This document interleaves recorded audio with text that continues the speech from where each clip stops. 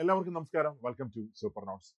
RRB group D notification നമ്മുടെ മുമ്പിലേക്ക് ഇങ്ങനെ എത്തിയൊക്കെയാണ്. 5 വർഷങ്ങൾക്ക് ശേഷം വന്നൊരു നോട്ടിഫിക്കേഷൻ. ഓക്കെ, ക്വാളിഫിക്കേഷൻ 10th പാസ്സാണ് ക്വാളിഫിക്കേഷൻ വരുന്നത്. ഒരാൾക്ക് 10th പാസ്സായ ഒരാൾക്ക് 14 പോസ്റ്റിലേക്കും അപ്ലൈ ചെയ്യാനായിട്ട് പറ്റും. ഒരു ആപ്ലിക്കേഷൻ ഫീസ് മാത്രം മതി. നമുക്ക് ഇഷ്ടമുള്ള പോസ്റ്റ് പ്രിഫറൻസ് കൊടുത്ത് നമുക്ക് എല്ലാ പോസ്റ്റിലേക്കും എന്ത് ചെയ്യാം, അപ്ലൈ ചെയ്യാം. എനിക്ക് തോന്നുന്നു നിങ്ങളിപ്പോ ആപ്ലിക്കേഷൻ തുടങ്ങുന്ന സമയമായിരിക്കും അല്ലെ, അതായത് അപ്ലൈ ചെയ്യാനായിട്ട് ഇങ്ങനെ തുടങ്ങുന്ന സമയം, ഏതൊക്കെ ഡോക്യുമെന്റ്സ് ആണ് വേണ്ടത്, എന്താണ് സംഭവം, അങ്ങനെയൊക്കെ ഒന്ന് മനസ്സിലാക്കുന്ന സമയമായിരിക്കും. ഓക്കെ, അപ്പൊ ഇന്നത്തെ ഈ ഒരു സെഷൻ കൊണ്ട് ഉദ്ദേശിക്കുന്നത് നമുക്ക് അപ്ലൈ ചെയ്യാനായിട്ട് ഏതൊക്കെ ഡോക്യുമെന്റ്സ് ആണ് വേണ്ടത്, ഓരോ ഡോക്യുമെന്റിനും വേണ്ട പ്രൊസീജിയർ എങ്ങനെയാണ്, കിട്ടാവുന്ന സമയം എത്രയാണ്, അതായത് ഓരോ ഡോക്യുമെന്റും കിട്ടാൻ എടുക്കുന്ന സമയം എത്രയാണ്, അങ്ങനെയുള്ള ഫുൾ കാര്യങ്ങൾ നമുക്ക് എന്ത് ചെയ്യാം, നമുക്ക് ഈ ഒരൊറ്റ സെഷനിൽ നമുക്ക് എന്ത് ചെയ്യാം, നമുക്ക് മനസ്സിലാക്കാം. അപ്പോൾ ആദ്യമേ തന്നെ ഞാൻ പറയാം, എല്ലാ ഡോക്യുമെന്റ്സും അതിപ്പോ OBC NCL ആയിക്കോട്ടെ, EWS ആയിക്കോട്ടെ, ഇതെല്ലാം തന്നെ നമുക്ക് അപ്ലൈ ചെയ്യുന്ന സമയത്ത് തന്നെ വേണം. നിങ്ങൾ ഇപ്പോഴാണ് അപ്ലൈ ചെയ്യുന്നതെങ്കിൽ നിങ്ങൾക്ക് ഇപ്പോൾ തന്നെ അപ്ലൈ ചെയ്യുന്ന സമയത്ത് തന്നെ എന്ത് വേണം, ഈ ഡോക്യുമെന്റ്സ് എല്ലാം വേണം. ഓക്കെ, മാത്രമല്ല ഈ ഡോക്യുമെന്റ്സ് ഉണ്ടെങ്കിൽ മാത്രമേ നമുക്ക് ഏജ് റിലാക്സേഷൻ അടക്കമുള്ള ബെനിഫിറ്റ്സ് നമുക്ക് എന്ത് ചെയ്യത്തുള്ളൂ, നിങ്ങൾക്ക് കിട്ടത്തുള്ളൂ. ഇപ്പൊ ഫോർ എക്സാമ്പിൾ നിങ്ങൾ OBC ആണെന്ന് സങ്കല്പിച്ചു. ഇപ്പൊ OBC ആണെങ്കിൽ OBC NCL സർട്ടിഫിക്കറ്റ് ഉണ്ടെങ്കിൽ മാത്രമേ നിങ്ങൾക്ക് ഏജ് റിലാക്സേഷൻ കിട്ടത്തുള്ളൂ. അപ്പോൾ അതേപോലെ ഒരുപാട് കാര്യങ്ങളുണ്ട് ഈ ഒരു നോട്ടിഫിക്കേഷനുമായിട്ട് ബന്ധപ്പെട്ട. എല്ലാം നമുക്ക് എന്ത് ചെയ്യാം, വളരെ പതുക്കെ സാവധാനത്തിൽ നമുക്ക് മനസ്സിലാക്കാം. ഓക്കെ, അപ്പൊ അതിനു മുമ്പായിട്ട് നമ്മുടെ ചാനൽ ആരെങ്കിലും സബ്സ്ക്രൈബ് ചെയ്യാത്തവരുണ്ടെങ്കിൽ ഒന്ന് സബ്സ്ക്രൈബ് ചെയ്തേക്കുക. അപ്പോൾ നിങ്ങൾക്ക് കിട്ടുന്ന ബെനിഫിറ്റ് എന്ന് പറഞ്ഞാൽ ഇതുപോലുള്ള എല്ലാ ലേറ്റസ്റ്റ് ആയിട്ടുള്ള കാര്യങ്ങളും നിങ്ങൾക്ക് അറിയാൻ പറ്റും. അതായത് നിങ്ങളെ കൃത്യമായിട്ട് ഗൈഡ് ചെയ്ത് നമ്മൾ കൊണ്ടുപോകുന്നതായിരിക്കും. അപ്പൊ ഒന്ന് സബ്സ്ക്രൈബ് ചെയ്തേക്കുക, പറ്റുകയാണെങ്കിൽ ഒന്ന് ഷെയർ ചെയ്തേക്കുക. ഓക്കെ, നമുക്ക് സ്റ്റാർട്ട് ചെയ്യാം.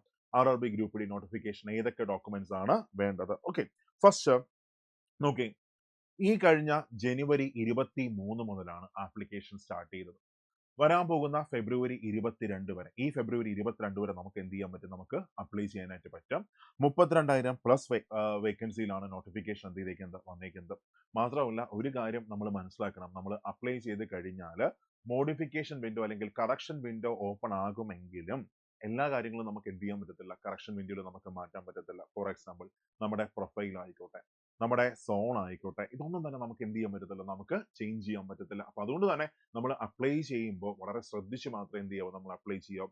എന്ന് വെച്ചാൽ നോട്ടിഫിക്കേഷൻ അകത്ത് വരെ പറയുന്നത് ഇങ്ങനെയാണ്, നമ്മൾ സൈൻ ചെയ്യുന്ന പെന്നിന്റെ കളർ വരെ എന്തായിരിക്കണം, ബ്ലാക്ക് ആയിരിക്കണം. അങ്ങനെയാണ് നോട്ടിഫിക്കേഷൻ അകത്ത് വരെ പറഞ്ഞിരിക്കുന്നത്. മൈന്യൂട്ടായ കാര്യങ്ങൾ നമുക്ക് എന്ത് ചെയ്യാം, നമുക്ക് ശ്രദ്ധിച്ച് നമുക്ക് മുന്നോട്ട് പോവാം. ഓക്കെ, ഇവിടെ ഫസ്റ്റ് നമുക്ക് എന്തൊക്കെ ഡോക്യുമെന്റ്സ് ആണ് നമുക്ക് വേണ്ടത് അപ്ലൈ ചെയ്യാനായിട്ട്. ഓക്കെ, ഇവിടെ ഫസ്റ്റ് ഒന്നാമതായിട്ട് നമുക്ക് വേണ്ടത് നമ്മുടെ SSLC സർട്ടിഫിക്കറ്റ് ആണ് ഫസ്റ്റ് നമുക്ക് വേണ്ടത്. അതായത് മെട്രിക്കുലേഷൻ സർട്ടിഫിക്കറ്റ് നമുക്ക് ഫസ്റ്റ് വേണം. കാരണം ഇതിന്റെ ക്വാളിഫിക്കേഷൻ എന്താണ്, 10th പാസ്സാണ് ക്വാളിഫിക്കേഷൻ വരുന്നത്. അപ്പൊ അതുകൊണ്ട് തന്നെ നമുക്ക് വേണ്ട ഏറ്റവും ആദ്യത്തെ ഡോക്യുമെന്റ് എന്താണ്, നമ്മുടെ SSLC സർട്ടിഫിക്കറ്റ് ആണ്. അവിടെ നിന്നാണ് നമ്മുടെ ആപ്ലിക്കേഷൻ തന്നെ സത്യത്തിൽ എന്ത് ചെയ്യുന്നത്, സ്റ്റാർട്ട് ചെയ്യുന്നത്. എന്ന് വെച്ചാൽ നമ്മുടെ അച്ഛന്റെ പേരൊക്കെ നമ്മുടെ SSLC സർട്ടിഫിക്കറ്റിൽ അതേപോലെയാണ് നമ്മൾ എന്ത് ചെയ്യേണ്ടത്, നമ്മൾ വെക്കേണ്ടത്. ഓക്കെ, അപ്പോ ഇവിടെ മനസ്സിലാക്കുക, SSLC സർട്ടിഫിക്കറ്റ് എന്ന് വെച്ചാൽ അതിന്റെ കോപ്പി ഒന്നും നമുക്ക് അപ്ലോഡ് ചെയ്യേണ്ട ആവശ്യമൊന്നുമില്ല. അതിന്റെ ജസ്റ്റ് നമ്പർ മാത്രം നമുക്ക് മതിയാവും. ഓക്കെ, അപ്പൊ ഫസ്റ്റ് SSLC, നമ്മുടെ SSLC സർട്ടിഫിക്കറ്റ് നമുക്ക് വേണം. അത് കഴിഞ്ഞ് രണ്ടാമതായിട്ട് ആധാർ കാർഡ് നമ്പർ, നമ്മുടെ തന്നെ ആധാർ കാർഡ് നമ്പർ നമുക്ക് വേണം. പിന്നെ അത് കഴിഞ്ഞ് ആധാർ ലിങ്ക് ചെയ്തേക്കുന്ന ഫോൺ നമ്പർ ഏതാണോ അത് എന്ത് ചെയ്തേക്കണം, ഒന്ന് കയ്യിൽ വെച്ചേക്കണം. ഓക്കെ, അത് കഴിഞ്ഞ് മൂന്നാമതായിട്ട് നമുക്ക് വേണ്ടത് നമ്മുടെ കമ്മ്യൂണിറ്റി ഡീറ്റെയിൽസ് ആണ്. അതായത് നമ്മുടെ കമ്മ്യൂണിറ്റി തെളിയിക്കാൻ വേണ്ടിയിട്ടുള്ള നമ്മുടെ കമ്മ്യൂണിറ്റി സർട്ടിഫിക്കറ്റ് ആയിക്കോട്ടെ, എന്ന് വെച്ചാൽ SC/SC സർട്ടിഫിക്കറ്റ് ആവാം, OBC NCL സർട്ടിഫിക്കറ്റ് ആവാം, EWS സർട്ടിഫിക്കറ്റ് ആവാം. ഇതെല്ലാം തന്നെ നമുക്ക് അപ്ലൈ ചെയ്യുന്ന സമയത്ത് തന്നെ നമുക്ക് വേണം. ഓക്കെ, അപ്പൊ ഫസ്റ്റ് SSLC സർട്ടിഫിക്കറ്റ് വേണം, 2 ആധാർ കാർഡ് വേണം, then അത് കഴിഞ്ഞ് കമ്മ്യൂണിറ്റി ഡീറ്റെയിൽസ് നമുക്ക് വേണം. അപ്പൊ ഇവിടെ ഫസ്റ്റ് ഞാൻ SC/SC സർട്ടിഫിക്കറ്റിന്റെ കേസും OBC NCL സർട്ടിഫിക്കറ്റിന്റെ കേസും ഫസ്റ്റ് പറഞ്ഞു തുടങ്ങാം. ഓക്കെ, ഇവിടെ ആദ്യം ഞാനിപ്പോ OBC NCL സർട്ടിഫിക്കറ്റിന്റെ ആവശ്യകത അല്ലെങ്കിൽ അത് എങ്ങനെ നമുക്ക് എടുക്കാം, അതാണ് ഫസ്റ്റ് ഞാൻ എന്ത് ചെയ്യാൻ പോകുന്നത്, പറയാൻ പോകുന്നത്. അപ്പൊ ഈ OBC NCL സർട്ടിഫിക്കറ്റ് നിങ്ങൾക്ക് കിട്ടാനായിട്ട് ഒന്ന്, നിങ്ങൾ ഒരു OBC കമ്മ്യൂണിറ്റി പെടുന്ന ഒരാളായിരിക്കണം. ഓക്കെ, അതായത് നമ്മുടെ കേരളത്തിൽ ഏതാണ്ട് 83 OBC കമ്മ്യൂണിറ്റിയാണ് ആകെയുള്ളത്. നമ്മുടെ ടെലഗ്രാം ചാനലിലെ കമ്മ്യൂണിറ്റി ലിസ്റ്റ് മൊത്തം ഞാൻ ഇട്ടിട്ടുണ്ട്. അപ്പൊ നമ്മൾ OBCയിലാണോ വരുന്നതെന്ന് അറിയാൻ നിങ്ങൾ എന്ത് ചെയ്താൽ മതി, അതൊന്ന് വെരിഫൈ ചെയ്ത് നോക്കിയാൽ മതി. ഓക്കെ, അപ്പൊ ഒന്നാമത്തെ ഇത് പറയുന്നത് എങ്ങനെയാണ്, നിങ്ങൾ OBC ആയിരിക്കണം. ഓക്കെ, രണ്ടാമത് നിങ്ങൾ ഇന്ത്യൻ സിറ്റിസൺ ആയിരിക്കണം. ഓക്കെ, അത് കഴിഞ്ഞ് നെക്സ്റ്റ് അടുത്ത് നമ്മുടെ വാർഷിക വരുമാനം, അതായത് നിങ്ങളുടെ അച്ഛൻ അമ്മ തുടങ്ങിയവരുടെ വാർഷിക വരുമാനം 8 ലക്ഷത്തിന് താഴെ ആയിരിക്കണം. 8 ലക്ഷത്തിന് താഴെയാണ് എങ്കിൽ നിങ്ങൾ ആരാണ്, നിങ്ങൾ OBC നോൺ ക്രീമി ലെയർ ആണ്, OBC NCL ആണ്. OBC NCL ആണെങ്കിൽ മാത്രമേ നമുക്ക് റിസർവേഷൻ ആനുകൂല്യങ്ങൾ, ഏജ് റിലാക്സേഷൻ ബെനിഫിറ്റ് എല്ലാം നമുക്ക് എന്ത് ചെയ്യത്തുള്ളൂ, നമുക്ക് കിട്ടത്തുള്ളൂ. ഓക്കെയാണ്. ഇനി നിങ്ങളുടെ അച്ഛനും അമ്മയും ഗവൺമെന്റ് എംപ്ലോയി ആണെന്ന് സങ്കല്പിക്കുക. അങ്ങനെയെങ്കിൽ സെൻട്രൽ ഗവൺമെന്റ് എംപ്ലോയി ആണെങ്കിൽ ഗ്രൂപ്പ് എ ആണെങ്കിലോ ഗ്രൂപ്പ് ബി ആണെങ്കിലോ നിങ്ങൾ എന്തല്ല, നിങ്ങൾ ക്രിമിലെയർ അല്ല, നിങ്ങൾ എന്തല്ല, നിങ്ങൾ ക്രീമിലെയർ ആണ്, മറിച്ച് എന്തല്ല, നോൺ ക്രിമിലെയർ അല്ല. ഓക്കെ, അപ്പോൾ ഇത്രയേ ഉള്ളൂ. എന്താണ് കണ്ടീഷൻ? നിങ്ങളുടെ കുടുംബത്തിന്റെ വാർഷിക വരുമാനം 8 ലക്ഷത്തിന് താഴെയാണ്, നിങ്ങൾ OBC കമ്മ്യൂണിറ്റി പെടുന്നുണ്ട്, അങ്ങനെയാണെങ്കിൽ നിങ്ങൾക്ക് OBC NCL സർട്ടിഫിക്കറ്റ് നിങ്ങൾക്ക് കിട്ടും. ഓക്കെ, അപ്പോൾ OBC NCL സർട്ടിഫിക്കറ്റ് കിട്ടാനായിട്ട് എന്തൊക്കെ ഡോക്യുമെന്റ്സ് ആണ് വേണ്ടത്? ഒന്ന്, നിങ്ങളുടെ SSLC സർട്ടിഫിക്കറ്റ്, അതിനകത്ത് നിങ്ങളുടെ കാസ്റ്റ് മാർക്ക് ചെയ്തിട്ടുണ്ടാകും. അപ്പൊ നിങ്ങളുടെ SSLC സർട്ടിഫിക്കറ്റ് വേണം. അതുപോലെ തന്നെ നിങ്ങളുടെ അച്ഛന്റെയോ അമ്മയുടെയോ SSLC സർട്ടിഫിക്കറ്റും കൂടെ വേണം. അതായത് 10ാം ക്ലാസ്സിലെ സർട്ടിഫിക്കറ്റ് വേണം. അതിനകത്ത് അവരുടെ കാസ്റ്റും കൂടെ എന്ത് ചെയ്തതാണ്, മെൻഷൻ ചെയ്തതാണ്. ഇനി സപ്പോസ് നമ്മുടെ അച്ഛനും അമ്മയും 10ാം ക്ലാസ് പഠിച്ചിട്ടില്ല എന്ന് സങ്കല്പിക്കാം. അങ്ങനെയാണെങ്കിൽ നിങ്ങളുടെ ഇപ്പൊ നിങ്ങളുടെ അച്ഛനും അമ്മയും 5ാം ക്ലാസ് ആണ് പഠിച്ചത്, അപ്പൊ 5ാം ക്ലാസ്സിലെ സർട്ടിഫിക്കറ്റ് മതിയാവും. ഇനി അതില്ല എങ്കിൽ പഠിച്ച സ്കൂളിൽ പോയാൽ മതി, അവരെന്ത് ചെയ്യും, പെട്ടെന്ന് തന്നെ ആ സാധനം ശരിയാക്കി തരും. ഓക്കെ, അപ്പോൾ നിങ്ങളുടെ SSLC സർട്ടിഫിക്കറ്റ്, അച്ഛന്റെയോ അമ്മയുടെ SSLC സർട്ടിഫിക്കറ്റ്, അത് കഴിഞ്ഞ് നിങ്ങളുടെ കരം തീർത്ത രസീതിന്റെ കോപ്പി, വസ്തുവില്ലെങ്കിൽ അതിന്റെ ആവശ്യം വരുന്നില്ല. 3, റേഷൻ കാർഡ്. ദെൻ അത് കഴിഞ്ഞ് 4ാമത് സാലറി സർട്ടിഫിക്കറ്റ് ആണ്, അച്ഛന്റെയോ അമ്മയുടെയോ സാലറി സർട്ടിഫിക്കറ്റ്, അച്ഛന്റെ അമ്മയുടെ സാലറി സർട്ടിഫിക്കറ്റ്. ഓക്കെ, ഇനി അച്ഛനും അമ്മയ്ക്കും സാലറി ഇല്ലെങ്കിൽ റേഷൻ കാർഡ് മതിയാകും. കാരണം റേഷൻ കാർഡ് തന്നെ കുടുംബത്തിന്റെ വാർഷിക വരുമാനം എന്ത് ചെയ്തിട്ടുണ്ട്, മെൻഷൻ ചെയ്തിട്ടുണ്ട്. അത് കഴിഞ്ഞ് ആധാർ കാർഡ്, നിങ്ങളുടെ ആധാർ കാർഡ്. ഇത്രയും ഉണ്ടെങ്കിൽ നിങ്ങൾക്ക് എന്ത് ചെയ്യാം, നിങ്ങൾക്ക് OBC NCL സർട്ടിഫിക്കറ്റ് അപ്ലൈ ചെയ്യാം. നേരെ പോയി അടുത്തുള്ള അക്ഷയയിൽ പോയാൽ മതി. അക്ഷയയിൽ പോയിട്ട് പറഞ്ഞാൽ മതി, ഇതൊക്കെ റെയിൽവേ എക്സാമിന് വേണ്ടിയിട്ടാണ്, OBC NCL സർട്ടിഫിക്കറ്റ് വേണം.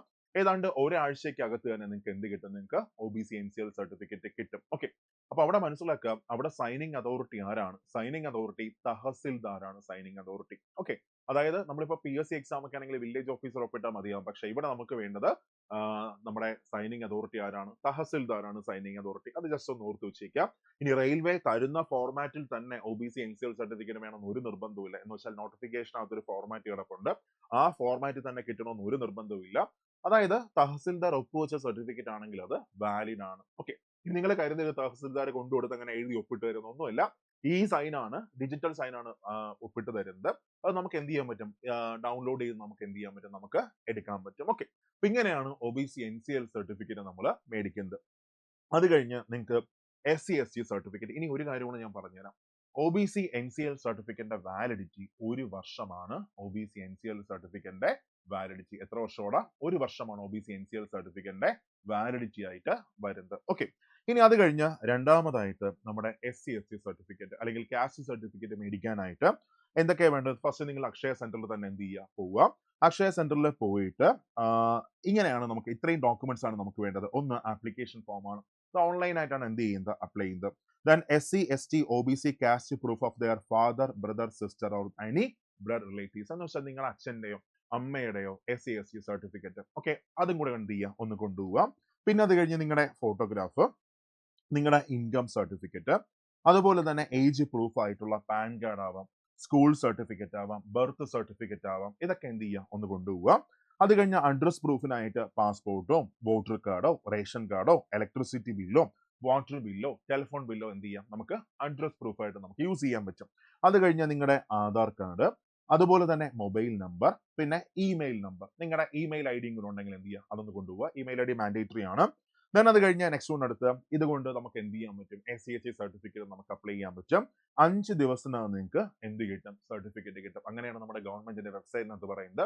മാക്സിമം എടുക്കുന്ന സമയം എത്രയായിരിക്കും, 5 മിനിറ്റ് ആയിരിക്കും മാക്സിമം എടുക്കുന്ന സമയം. ഇങ്ങനെ നമുക്ക് എന്ത് ചെയ്യാം, നമുക്ക് SC ST സർട്ടിഫിക്കറ്റ് നമുക്ക് മേടിക്കാം. ഓക്കെ, ഇനി EWS സർട്ടിഫിക്കറ്റ് എങ്ങനെ മേടിക്കാം? പലർക്കും ഒരു ഡൗട്ട് ഉണ്ടാവും. അതായത് നിങ്ങൾ EWS ആണെങ്കിൽ ആ സർട്ടിഫിക്കറ്റ് എങ്ങനെ മേടിക്കാം? ഓക്കെ, അപ്പൊ അവിടെ ഫസ്റ്റ് നമ്മൾ മനസ്സിലാക്കേണ്ടത് എന്താണെന്ന് ചോദിച്ചാൽ, നമ്മുടെ സ്റ്റേറ്റിന്റെ EWSും ദെൻ സെൻട്രലിന്റെ EWSും തമ്മിൽ നല്ല വ്യത്യാസമുണ്ട്, മാനദണ്ഡങ്ങളിൽ നല്ല വ്യത്യാസമുണ്ട്. ഓക്കെ, ഇപ്പോ സപ്പോസ് സങ്കല്പിക്കുക, ഞാൻ PSC എക്സാം എഴുതാൻ വേണ്ടിയിട്ട് ഒരു EWS സർട്ടിഫിക്കറ്റ് മേടിച്ചെന്ന് സങ്കല്പിക്കാം. അപ്പൊ ആ സർട്ടിഫിക്കറ്റ് കൊണ്ട് നമുക്ക് എന്ത് ചെയ്യാൻ പറ്റത്തില്ല, നമുക്ക് റെയിൽവേ എക്സാം നമുക്ക് എഴുതാൻ പറ്റത്തില്ല. അപ്പൊ അവിടെ ചിലപ്പോൾ എനിക്ക് EWS ആണെങ്കിൽ പോലും സെൻട്രലിന്റെ കണക്ക് പ്രകാരം ഞാൻ എന്തായിരിക്കത്തില്ല, EWS ആയിരിക്കത്തില്ല. കാര്യം ഇവര് പറയുന്ന കണ്ടീഷൻ ഇച്ചിരി ബുദ്ധിമുട്ടുള്ള കണ്ടീഷൻസ് ആണ് ഇവർ പറയുന്നത്. അതായത് ഇവർ നോർത്ത് ഇന്ത്യക്കാരെ മാത്രമാണ് ആ ഒരു ഇന്ത്യക്കാരായിട്ട് എന്ത് ചെയ്യുന്നത് സെൻട്രൽ ഗവൺമെന്റ് കാണുന്നത് വെച്ചാൽ അവിടുത്തെ അതേ ക്രൈറ്റീരിയ ആണ് അവർ താഴേക്കും കൊണ്ടുവന്നിരിക്കുന്നത്. ഓക്കെ, അപ്പൊ അതായത് കേന്ദ്ര സർക്കാർ മാനദണ്ഡം ഇതാണ്, കുടുംബ വാർഷിക വരുമാനം 8 ലക്ഷം രൂപയിൽ കവിയരുത്. ഓക്കെ, അത് കുഴപ്പമില്ല, വാർഷിക വരുമാനം 8 ലക്ഷം രൂപയിൽ കവിയരുത്. അത് കഴിഞ്ഞ ഭൂസ്വത്ത് 5 ഏക്കറിൽ കവിയരുത്. ഓക്കെ, നിങ്ങൾക്ക് 5 ഏക്കറിൽ കൂടുതൽ സ്ഥലം ഉണ്ടെങ്കിലും 5 ഏക്കറിൽ കുറഞ്ഞ സ്ഥലമാണെങ്കിൽ നിങ്ങൾക്ക് എന്ത് ചെയ്യാൻ പറ്റും, KW സർട്ടിഫിക്കറ്റ് കിട്ടും. പക്ഷേ ഇവരുടെ അടുത്തൊരു കണ്ടീഷനാണ് ഞെട്ടിക്കുന്നത്, എന്ന് വെച്ചാല് വീട് 1000 സ്ക്വയർ ഫീറ്റിൽ കവിയരുത്. അത് നമുക്ക് ഓക്കെ ആണ്, മനസ്സിലാക്കാം. 1000 സ്ക്വയർ ഫീറ്റിന് മേളിൽ വീട് പാടില്ല. ഓക്കെ, ഒരുപാട് പേര് EWSന്റെ പരിധിയിൽ വരും. പക്ഷെ നെക്സ്റ്റ് പറയുന്നത് എങ്ങനെയാണ്, നിങ്ങൾ മുനിസിപ്പൽ കോർപ്പറേഷനിലാണെങ്കിൽ വീട് ഇരിക്കുന്ന സ്ഥലം 2.05 സെന്റിൽ കൂടുതൽ വരാൻ പാടില്ല. 2 സെന്റ് കൂടുതൽ സ്ഥലം പാടില്ല വീടിരിക്കുന്ന സ്ഥലം. അതേസമയം നിങ്ങൾ പഞ്ചായത്തിന്റെ പരിധിയിലാണ് വരുന്നതെങ്കിൽ അവിടെ നിങ്ങളുടെ വീടിരിക്കുന്ന സ്ഥലം 4 സെന്റിൽ കൂടുതൽ വരാൻ പാടില്ല. ഇതാണ് സെൻട്രൽ ഗവൺമെന്റ് മാനദണ്ഡം. അപ്പോൾ അതിനകത്ത് ഒരുപാട് ആൾക്കാർ എന്ത് ചെയ്യും, EWSന്റെ പരിധിയുടെ പുറത്തിലേക്ക് പോകും. ഓക്കെ, ഒന്ന് ആലോചിച്ച് നോക്കാം, 5 ഏക്കർ വരെ സ്ഥലമാകാം. കാര്യം നോർത്ത് ഇന്ത്യയിൽ എന്നൊക്കെ പറഞ്ഞാൽ കൃഷിഭൂമിയാണ് കൂടുതലായിട്ടും വരുന്നത്. അതിന്റെ ഒരു ഭാഗത്ത് ചെറിയൊരു വീട് കാണും. ഓക്കെ, അതാ ഉദ്ദേശിക്കുന്നത്. അത് കഴിഞ്ഞ് 8 ലക്ഷം രൂപയ്ക്ക് വാർഷിക വരുമാനം വരാൻ പാടില്ല, മനസ്സിലാക്കാം. പക്ഷെ ഈ 2 സെന്റും 4 സെന്റ് എന്നൊക്കെ പറഞ്ഞാൽ ഈ 2 സെന്റിനൊക്കെ വീട് വെക്കാൻ തന്നെ എന്തായിരിക്കും, വലിയ ബുദ്ധിമുട്ടായിരിക്കും. ഓക്കെ, അപ്പൊ മുനിസിപ്പൽ കോർപ്പറേഷനിലാണെങ്കിൽ ലിമിറ്റ് 2 സെന്റിൽ കൂടുതൽ വീടിരിക്കുന്ന സ്ഥലം വരാൻ പാടില്ല. അത് കഴിഞ്ഞ് പഞ്ചായത്താണെങ്കിൽ 4 സെന്റിൽ കൂടുതൽ സ്ഥലം വരാൻ പാടില്ല. അങ്ങനെ ഒരു കണ്ടീഷൻ ഉണ്ട്. അഥവാ നിങ്ങൾ ഇത് സാറ്റിസ്ഫൈ ചെയ്യുന്നുണ്ടെങ്കിൽ നിങ്ങൾക്ക് എന്ത് ചെയ്യാം, നിങ്ങൾക്ക് EWS സർട്ടിഫിക്കറ്റിന് അപ്ലൈ ചെയ്യാനായിട്ട് പറ്റും. ഓക്കെ, നെക്സ്റ്റ് ഇത് കഴിഞ്ഞാൽ പിന്നെ അടുത്ത് എന്തൊക്കെ വേണം, പിന്നെ നിങ്ങളുടെ ബാങ്ക് ഡീറ്റെയിൽസ് ആണ്. നിങ്ങളുടെ തന്നെ അക്കൗണ്ടുള്ള ബാങ്ക് ഡീറ്റെയിൽസ് എന്ന് വെച്ചാൽ അതിന്റെ ലക്ഷ്യം ഇത്രയേ ഉള്ളൂ. ഇപ്പോൾ എക്സാം എഴുതി കഴിഞ്ഞാൽ നമ്മൾ അടയ്ക്കുന്ന ആപ്ലിക്കേഷൻ ഫീസ് നമുക്ക് തിരിച്ചു കിട്ടും. എന്ന് വെച്ചാൽ 500 രൂപയാണ് ഒരു മെയിൽ കാൻഡിഡേറ്റ് ആണെങ്കിൽ ആപ്ലിക്കേഷൻ ഫീസ്. എക്സാം എഴുതി കഴിഞ്ഞാൽ 400 രൂപ എന്ത് ചെയ്യും, തിരിച്ചു കിട്ടും. ഫീമെയിൽ ആണെങ്കിൽ ആപ്ലിക്കേഷൻ ഫീസ് വന്നിട്ട് 250 രൂപയാണ്. എക്സാം എഴുതി കഴിഞ്ഞാൽ 250 രൂപ നമുക്ക് തിരിച്ചു കിട്ടും. ഓക്കെ, ആ റീഫണ്ടിന് വേണ്ടിയിട്ടാണ് നമ്മുടെ അക്കൗണ്ട് നമ്മൾ വെക്കേണ്ടത്. അത് കഴിഞ്ഞ് നിങ്ങളുടെ ഒരു ഫോട്ടോ വേണം, നിങ്ങളുടെ സിഗ്നേച്ചർ, അതിന് ഡയമെൻഷൻസും ബാക്കിയെല്ലാം ഉണ്ട്, ഞാനത് ലാസ്റ്റ് പറയാം. പിന്നെ നിങ്ങളുടെ ഒരു മൊബൈൽ നമ്പർ. ഇത്രയാണ് നിങ്ങൾക്ക് അപ്ലൈ ചെയ്യാനായിട്ട് വേണ്ട ഡോക്യുമെന്റ്സ്. ഓക്കെ ആണ്, ഇത്രയും ഡോക്യുമെന്റ്സ് കയ്യിൽ കരുതിക്കോ, എന്നിട്ട് നമുക്ക് എന്ത് ചെയ്യാം, നമുക്ക് അപ്ലൈ ചെയ്യാം. അപ്പൊ എങ്ങനെ അപ്ലൈ ചെയ്യേണ്ടതെന്ന് ചോദിച്ചാൽ, ഫസ്റ്റ് നിങ്ങൾ നേരെ RRB, ഇപ്പൊ നിങ്ങൾ ചെന്നൈ ആണ് സോൺ വെക്കുന്നത് സങ്കല്പിച്ചോ. അങ്ങനെയാണെങ്കിൽ നേരെ എന്ത് ചെയ്യുക, RRB ചെന്നൈ എന്ന വെബ്സൈറ്റിനകത്ത് സെർച്ച് ചെയ്യുക, RRB ചെന്നൈ. അപ്പൊ നേരെ RRB ചെന്നൈയുടെ വെബ്സൈറ്റ് ഇതാ ഇതേപോലെ നിങ്ങൾക്ക് കാണാൻ പറ്റും. ഇവിടെ അപ്ലൈ എന്ന് കണ്ടായിരുന്നോ, അപ്ലൈ, അതിൽ എന്ത് ചെയ്യുക, നിങ്ങളൊന്ന് ക്ലിക്ക് ചെയ്യുക. അതിൽ ക്ലിക്ക് ചെയ്യുമ്പോൾ നേരെ ഇതേപോലൊരു പേജിലേക്ക് നിങ്ങൾ പോകും. അതായത് ഇവിടെ 2 ഓപ്ഷൻ കാണാം, create an account, then you have already an account. നിങ്ങൾക്ക് ഒന്നുകിൽ ഒരു അക്കൗണ്ട്, നിങ്ങൾക്ക് അക്കൗണ്ട് ഇല്ല, നിങ്ങൾ ആദ്യമായിട്ടാണ് ഒരു റെയിൽവേ എക്സാം എഴുതുന്നതെന്ന് സങ്കല്പിച്ചോ. അങ്ങനെയാണെങ്കിൽ നിങ്ങൾ എന്ത് ചെയ്യണം, പുതുതായിട്ട് അക്കൗണ്ട് നിങ്ങൾ ക്രിയേറ്റ് ചെയ്യണം. ഇനി അത് കഴിഞ്ഞ് നിങ്ങൾ ഓൾറെഡി NTPC RPF ഒക്കെ നിങ്ങൾ അപ്ലൈ ചെയ്തിട്ടുണ്ടെങ്കിൽ നിങ്ങൾക്ക് പുതുതായിട്ട് അക്കൗണ്ട് ക്രിയേറ്റ് ചെയ്യേണ്ട ആവശ്യം വരുന്നില്ല. ഓൾറെഡി നിങ്ങൾക്ക് യൂസർ നെയിം കാണും, പാസ്വേഡ് കാണും, അത് വെച്ച് നിങ്ങൾ എന്ത് ചെയ്യുക, നിങ്ങൾ ലോഗിൻ ചെയ്യുക. ഓക്കെ, അപ്പോഴാണെങ്കിൽ വേറെ ബുദ്ധിമുട്ടൊന്നും വരത്തില്ല, വളരെ പെട്ടെന്ന് തന്നെ നിങ്ങൾക്ക് എന്ത് ചെയ്യാൻ പറ്റും, അപ്ലൈ ചെയ്യാൻ പറ്റും. ഇനി നിങ്ങൾ പുതുതായിട്ടാണ് പുതിയൊരു യൂസർ ആയിട്ട് നിങ്ങൾ ആഡ് ആവുകയാണെങ്കിൽ, നിങ്ങൾ അപ്ലൈ ചെയ്യുകയാണെങ്കിൽ അവിടെ എന്ത് കൊടുക്കുക, ക്രിയേറ്റ് ആൻ അക്കൗണ്ട് നിങ്ങൾ കൊടുക്കുക. സോ ക്രിയേറ്റ് ആൻ അക്കൗണ്ട് കൊടുക്കുമ്പോൾ നേരെ ഇതേപോലൊരു പേജിലേക്ക് നിങ്ങൾക്ക് പോകാൻ പറ്റും. അവിടെ വ്യക്തമായിട്ട് പറയുന്നുണ്ട്, candidates who have already created an account for any CEN issued by RRB in 2024 are not required to register again. They should log in using the same username and password. എന്ന് വെച്ചാൽ നിങ്ങൾ ഇപ്പോൾ കഴിഞ്ഞ ബാക്കിയുള്ള എക്സാംസ് ALP ആയിക്കോട്ടെ, RPF ആയിക്കോട്ടെ, NTPC ആയിക്കോട്ടെ, JEE ആയിക്കോട്ടെ, ടെക്നീഷ്യൻ ആയിക്കോട്ടെ, ഇതിനൊക്കെ അപ്ലൈ ചെയ്തിട്ടുണ്ടെങ്കിൽ നിങ്ങൾക്ക് പുതുതായിട്ട് ഒരു അക്കൗണ്ട് തുടങ്ങേണ്ട ആവശ്യം വരുന്നില്ല. പഴയ ക്രെഡൻഷ്യൽസ് വെച്ച് നിങ്ങൾക്ക് എന്ത് ചെയ്യാം, നിങ്ങൾക്ക് ലോഗിൻ ചെയ്യാം. അത് ആദ്യം തന്നെ പറയുന്നുണ്ട്. അപ്പൊ നിങ്ങൾ എന്ത് ചെയ്യാം, നിങ്ങൾ പുതുതായിട്ട് തുടങ്ങുന്ന ഒരാളാണ്, ഓക്കെ എന്ന് കൊടുക്കാം. സോ ഓക്കെ കൊടുക്കുമ്പോൾ ഇതേപോലൊരു പേജിലേക്ക് പോകും. കണ്ടോ, ഇതേപോലൊരു പേജിലേക്ക് പോകും. സോ ഇതേപോലൊരു പേജിലേക്ക് പോകുമ്പോൾ അവിടെ ഫസ്റ്റ് കിടക്കുന്ന ഇങ്ങനെയാണ്, കൺട്രി ഓഫ് നാഷണാലിറ്റി. കണ്ടായിരുന്നോ, കൺട്രി ഓഫ് നാഷണാലിറ്റി നമ്മൾ ആരാണ്, ഇന്ത്യൻ ആണ്. ദെൻ ഫുൾ നെയിം, നമ്മുടെ പേര് എന്ത് ചെയ്യുക, കൊടുക്കാം. അവിടെ ഫുൾ നെയിം പറയുന്നുണ്ട്, full name as recorded in matriculation or 10th class. നമ്മുടെ പേര് നമുക്ക് തോന്നിയ പോലെ നമുക്ക് കൊടുക്കാൻ പറ്റത്തില്ല. നമ്മുടെ SSLC സർട്ടിഫിക്കറ്റിനകത്ത് എന്താണോ കിടക്കുന്നത്, അതേ പേര് തന്നെ നിങ്ങൾ എന്ത് ചെയ്യുക, നിങ്ങൾ വയ്ക്കുക. ഇനിഷ്യൽ അടക്കം സ്പേസ് അടക്കം അത് തന്നെ നിങ്ങൾ എന്ത് ചെയ്യുക, നിങ്ങൾ വയ്ക്കുക. അപ്പോൾ നിങ്ങൾ പേര് മാറ്റിയിട്ടുണ്ടെങ്കിൽ ഇവിടെ അതിന്റെയും ഓപ്ഷൻ ഉണ്ട്, have you change your name. പേര് മാറ്റിയിട്ടുണ്ടെങ്കിൽ എന്ത് യെസ് കൊടുത്ത് അതിന്റെ ഫോർമാലിറ്റി എന്ത് ചെയ്യുക, കംപ്ലീറ്റ് ചെയ്യുക. ഓക്കെ, ഇനി അത് കഴിഞ്ഞ് നിങ്ങളുടെ ഡേറ്റ് ഓഫ് ബർത്ത് അത് ശ്രദ്ധിക്കുക. ഈ ഡേറ്റ് ഓഫ് ബർത്ത് ചില ആൾക്കാരുടെ SSLC ബുക്കിനകത്ത് ഒരു ഡേറ്റ് ഓഫ് ബർത്ത് ആയിരിക്കും, ബർത്ത് സർട്ടിഫിക്കറ്റിനകത്ത് ഒരു ഡേറ്റ് ഓഫ് ബർത്ത് ആയിരിക്കും. അങ്ങനെയുള്ള ആൾക്കാർ SSLC സർട്ടിഫിക്കറ്റ് മാത്രം ബേസ് ചെയ്താൽ മതി. ഓക്കെ, നിങ്ങളുടെ SSLC സർട്ടിഫിക്കറ്റിനകത്ത് എന്താണോ നിങ്ങളുടെ ഡേറ്റ് ഓഫ് ബർത്ത് ആയിട്ട് കിടക്കുന്നത് അത് തന്നെ ഇവിടെയും വെക്കുക. വ്യക്തമായിട്ട് പറയുന്നുണ്ട് date of birth as recorded in matriculation 10th class. അതായത് നിങ്ങളുടെ 10th ക്ലാസ്സിലെ സർട്ടിഫിക്കറ്റിൽ പറയുന്ന ഡേറ്റ് ഓഫ് ബർത്ത് എന്താണോ അത് തന്നെ എന്ത് ചെയ്യുക, നിങ്ങൾ വെക്കുക.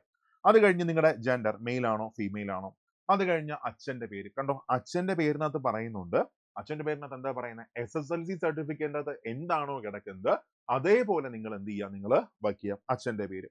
അത് കഴിഞ്ഞ് അമ്മയുടെ പേര്. ഓക്കെ, അച്ഛന്റെ പേര് അമ്മയുടെ പേര്. ഒരു കാര്യം മനസ്സിലാക്കണം, പ്രൊഫൈല് ഒരിക്കൽ ക്രിയേറ്റ് ചെയ്ത് കഴിഞ്ഞാൽ, ഓക്കെ, പ്രൊഫൈല് ഒരിക്കൽ ക്രിയേറ്റ് ചെയ്ത് കഴിഞ്ഞാൽ ഒരു കാരണവശാലും നിങ്ങൾക്ക് എന്ത് ചെയ്യാൻ പറ്റത്തില്ല, അത് മാറ്റാൻ പറ്റത്തില്ല. ഒരിക്കൽ പ്രൊഫൈൽ ക്രിയേറ്റ് ചെയ്ത് കഴിഞ്ഞാൽ ഒരു കാരണവശാലും നിങ്ങൾക്ക് അത് മാറ്റാനായിട്ട് പറ്റത്തില്ല. അതുകൊണ്ട് വളരെ ശ്രദ്ധിച്ച് സൂക്ഷ്മതയോടുകൂടി മാത്രം നിങ്ങൾ എന്ത് ചെയ്യുക, നിങ്ങൾ ഈ പ്രൊഫൈൽ ഒന്ന് ക്രിയേറ്റ് ചെയ്യാം. ഓക്കെ, അത് കഴിഞ്ഞ് നിങ്ങളുടെ ഇമെയിൽ അഡ്രസ്സ് നിങ്ങൾ എന്ത് ചെയ്യുക, നിങ്ങൾ കൊടുക്കാം. ഇമെയിൽ അഡ്രസ്സ് കൊടുക്കുക. ക്ലിയർ ആണ്? അവിടെ എല്ലാം റിപ്പീറ്റ് ചെയ്യുന്നുണ്ട്. നിങ്ങളുടെ പേര് റീടൈപ്പ് ചെയ്യാൻ പറയുന്നുണ്ട്, അച്ഛന്റെ പേര് റീടൈപ്പ് ചെയ്യാൻ പറയുന്നുണ്ട്, അമ്മയുടെ പേര് റീടൈപ്പ് ചെയ്യാൻ പറയുന്നുണ്ട്. വളരെ ശ്രദ്ധിച്ച് മാത്രം നിങ്ങൾ എന്ത് ചെയ്യുക, നിങ്ങൾ പ്രോസസ് ചെയ്യുക. ഇനി നിങ്ങൾ അക്ഷയയിലൊക്കെ പോയി അപ്ലൈ ചെയ്യുകയാണെങ്കിൽ ഒരു കാര്യം മനസ്സിലാക്കണം, അവർക്ക് നിങ്ങളുമായിട്ട് യാതൊരു ബന്ധവും ഇല്ലാത്ത ഒരാൾക്കാരാണ്. ഓക്കെ, അവർക്ക് ചിലപ്പോൾ നിങ്ങളെപ്പോലെ 100 കണക്കിന് ആൾക്കാരുടെ ഡേറ്റ നോക്കാനുണ്ട്. അതായത് അപ്ലൈ ചെയ്യാൻ കാണും, വേറെ ഒരുപാട് തിരക്ക് കാണും. സോ നിങ്ങൾ അടുത്തിരുന്ന് വ്യക്തമായി, നഷ്ടപ്പെടാത്ത ആർക്ക് മാത്രമേ നഷ്ടപ്പെടാനുള്ളൂ, നമുക്ക് മാത്രമേ ഉള്ളൂ. ഓക്കെ, അപ്പൊ നിങ്ങൾ അടുത്ത് പോയി വ്യക്തമായി ഇരുന്ന് ശ്രദ്ധിച്ച് നോക്കി നിങ്ങൾ അപ്രൂവ് ചെയ്തതിന് ശേഷം മാത്രം എന്ത് ചെയ്യാവും, അത് മുമ്പിലേക്ക് പോവാവും. ഓക്കെ, അത് കഴിഞ്ഞാൽ നെക്സ്റ്റ് പേജിലേക്ക് പോകും. സോ നെക്സ്റ്റ് പേജിലേക്ക് പോകുമ്പോൾ നിങ്ങളുടെ ഇമെയിൽ അഡ്രസ് എന്ത് ചെയ്യുക, കൊടുക്കുക. ഇമെയിൽ അഡ്രസ്സ് കൊടുക്കുക, മൊബൈൽ നമ്പർ എന്ത് ചെയ്യുക, കൊടുക്കുക. ഇമെയിൽ അഡ്രസ്സും പിന്നെ മൊബൈൽ നമ്പറും. ഓക്കെ, അത് കഴിഞ്ഞ് നമ്മുടെ ആധാർ കാർഡ് വെരിഫൈ ചെയ്യണം. സോ നമ്മുടെ ആധാർ നമ്പർ എന്ത് ചെയ്യുക, കൊടുക്കുക. ആധാർ നമ്പർ കൊടുക്കുമ്പോൾ OTP വന്ന് നിങ്ങളുടെ ആധാർ രജിസ്റ്റർ ചെയ്ത മൊബൈലിലേക്ക് OTP വന്ന് ആധാറും എന്ത് ചെയ്യും, വെരിഫൈ ആവും. ഓക്കെ ആണ്? അപ്പോൾ ഇത്രയും കഴിയുമ്പോൾ ഇപ്പൊ നിങ്ങൾക്ക് നിങ്ങളുടെ അക്കൗണ്ട് ആയി. അത് കഴിഞ്ഞ് താഴെ നിങ്ങളുടെ അക്കൗണ്ടിൽ എന്ത് ചെയ്യാം, ഒരു പാസ്വേഡ് നിങ്ങൾക്ക് ക്രിയേറ്റ് ചെയ്യാം. ഇവിടെ കിടപ്പുണ്ട്, താഴെ ഇങ്ങനെ കിടപ്പുണ്ട് കൺഫേം പാസ്വേഡ്, ആ സാധനം കിടപ്പുണ്ട് പാസ്വേഡ്. അതുപോലെ തന്നെ കൺഫേം പാസ്വേഡ്, ആ സാധനം കിടപ്പുണ്ട്. അപ്പോൾ അത് യൂസർ നെയിം ആയി, പിന്നെ അത് കഴിഞ്ഞ് പാസ്വേഡ് ആയി. ഓക്കെ, അപ്പൊ നിങ്ങൾ മുമ്പോട്ട് പോയി കഴിഞ്ഞാൽ നിങ്ങളുടെ അക്കൗണ്ട് എന്ത് ചെയ്യും, അത് ഓക്കെ ആയിട്ട് മാറും. ആധാർ വെരിഫൈ ചെയ്തു, പാസ്വേഡ് കൊടുത്തു. പാസ്വേഡ് കൊടുക്കുമ്പോൾ ഇതേപോലെ ഒരു പേജ് മുമ്പിലേക്ക് വരും. ഇതേപോലെ ഒരു പേജ് മുമ്പിലേക്ക് വരുമ്പോൾ ക്രിയേറ്റ് ആൻ അക്കൗണ്ട് കൊടുക്കാൻ പറഞ്ഞാൽ നമ്മുടെ അക്കൗണ്ട് എന്ത് ചെയ്യും, ക്ലിയർ ആവും. സോ അക്കൗണ്ട് കൊടുക്കുമ്പോൾ തന്നെ അവർ താഴെ പറയുന്നുണ്ട് details filled on the certificate of an account, details filled on the details filled on the create an account form including email address and mobile number cannot be modified at any stage of recruitment process once account is created. Do you want to proceed? എന്ന് വെച്ചാൽ ഇത്രയും details ഒരു കാരണവശാലും നമുക്ക് എന്ത് ചെയ്യാൻ പറ്റത്തില്ല, മാറ്റാൻ പറ്റത്തില്ല. ഇനി കറക്ഷൻ വിൻഡോ ഓപ്പൺ ആയാലും എന്ത് സംഭവിച്ചാലും നമുക്കിത് മാറ്റാൻ പറ്റത്തില്ല. അപ്പൊ അതുകൊണ്ട് തന്നെ നമ്മുടെ എക്സാമിന്റെ ബാക്കി ഡീറ്റെയിൽസ് ഫുള്ള് വരുന്നത് നമ്മുടെ മൊബൈൽ നമ്പറിലും ഇമെയിലിലുമാണ് ഫുള്ള് വരുന്നത്. ഓക്കെ, അപ്പൊ നമ്മൾ സ്ഥിരമായിട്ട് ഉപയോഗിക്കുന്ന ഇമെയിൽ എന്ത് ചെയ്യുക, ഇവിടെ കൊടുക്കുക.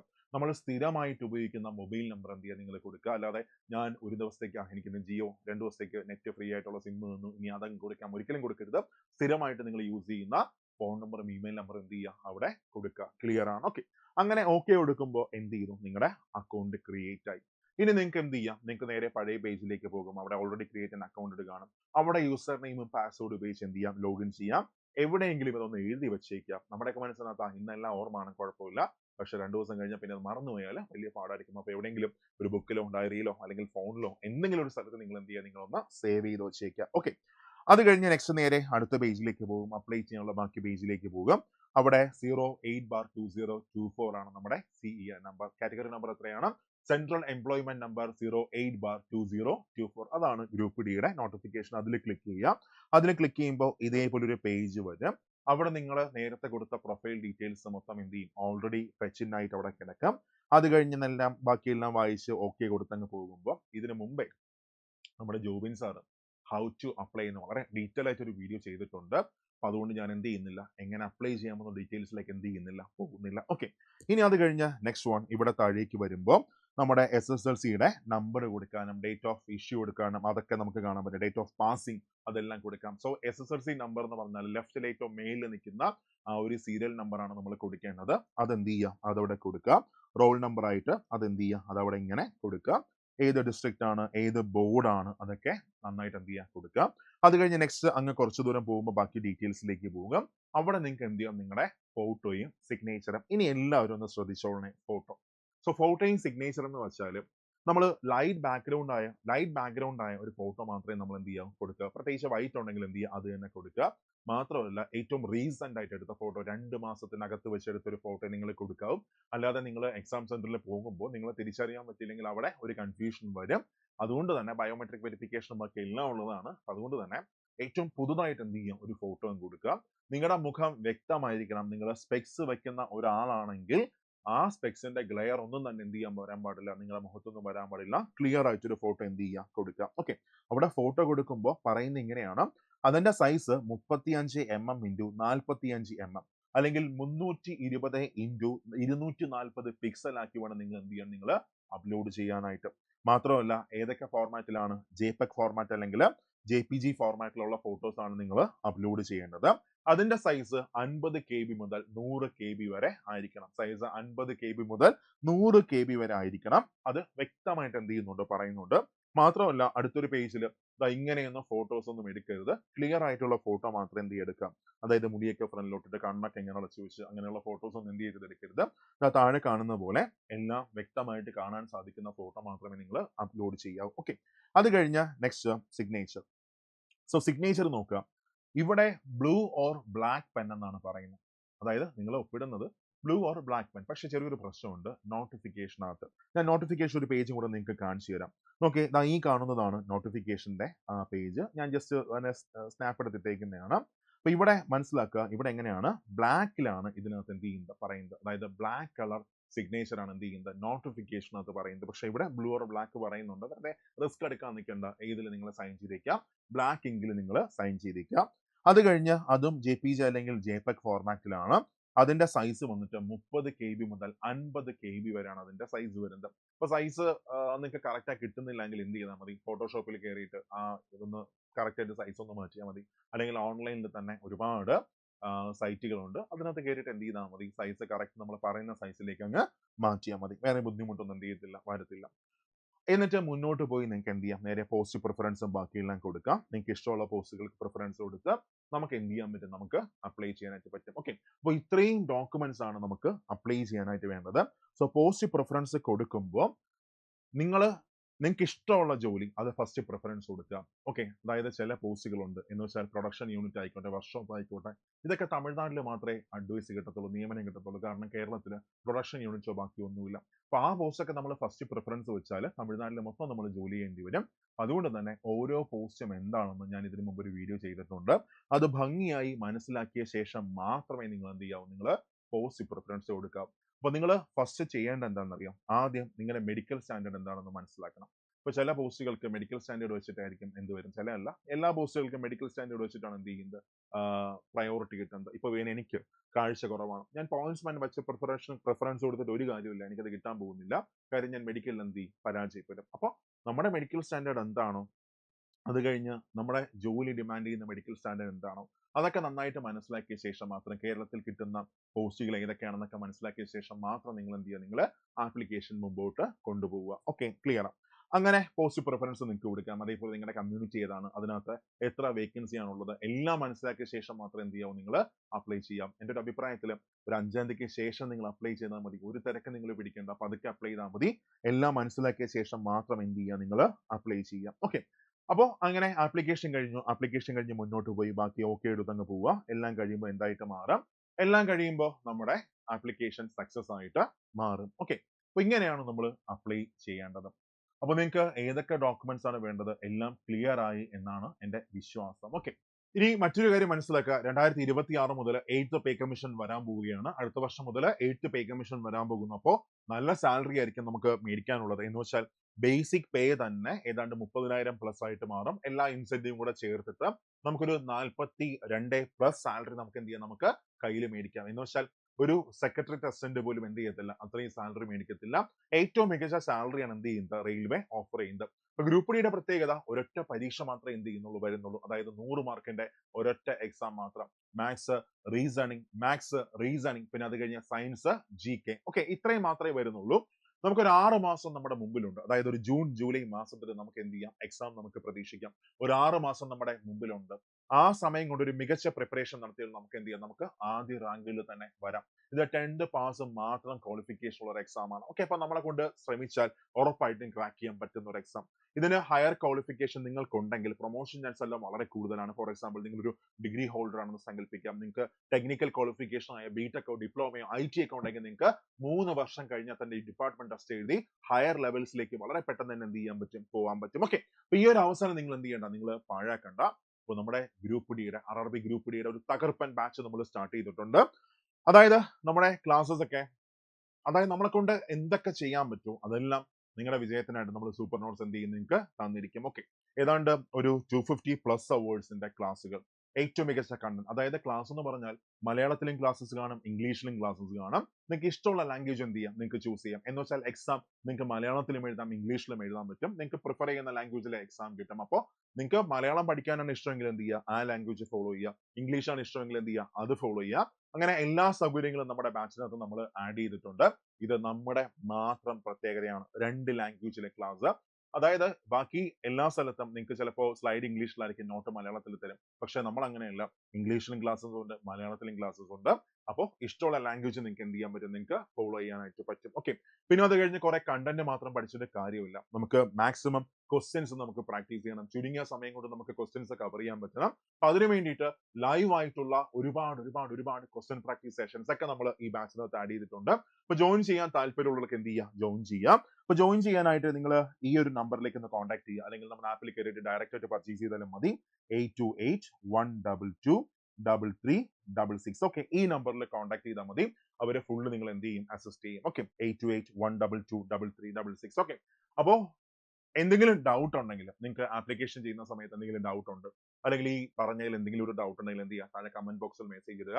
ഉറപ്പായിട്ടും ഞാൻ റെസ്പോണ്ട് ചെയ്യുന്നതായിരിക്കും. ഓക്കെ, എന്നിട്ട് നന്നായിട്ട് നിങ്ങൾ എന്ത് ചെയ്യുക, പ്രിപ്പയർ ചെയ്യുക. മനസ്സിൽ ഒറ്റ സ്വപ്നം മാത്രം, 2025 നമ്മൾ സർവീസിൽ കയറും. ഓക്കെ, ഇത് റെയിൽവേയിൽ തരുന്ന വലിയൊരു ചാൻസ് ആണ്. എന്ന് വെച്ചാലും അപ്പൊ അങ്ങോട്ട് PSC എക്സാംസ് ഉണ്ടെന്ന് സങ്കല്പിച്ചു. അതായത് ഈ വർഷം ഇനി ഒരുപാട് നോട്ടിഫിക്കേഷൻ PSCയുടെ വരാനുണ്ട്. Company board assistant, company board LGS. ഇതിന്റെയൊക്കെ റാങ്ക് ലിസ്റ്റ് 2027 വരത്തുള്ളൂ. ആ റാങ്ക് ലിസ്റ്റിന് 2030 വരെ കാലാവധിയുണ്ട്. ഓക്കെ, അപ്പോൾ 2027 30 ഇടയ്ക്കായിരിക്കും നിങ്ങൾ എന്ത് ചെയ്യുന്നത്, ഒരു PSCയിൽ സർവീസിൽ കയറാൻ പോകുന്നത്. പക്ഷേ റെയിൽവേ അങ്ങനെയല്ല. ഒന്ന് ആഞ്ഞു പിടിച്ചാൽ 2025 അവസാനം അല്ലെങ്കിൽ 2026 ആദ്യം നിങ്ങൾ സർവീസിലേക്ക് കയറും. ഓക്കെ, അപ്പോൾ നന്നായിട്ട് വർക്ക് ചെയ്യുക. നമുക്ക് ക്ലാസ്സിൽ കാണാം. Thank you all.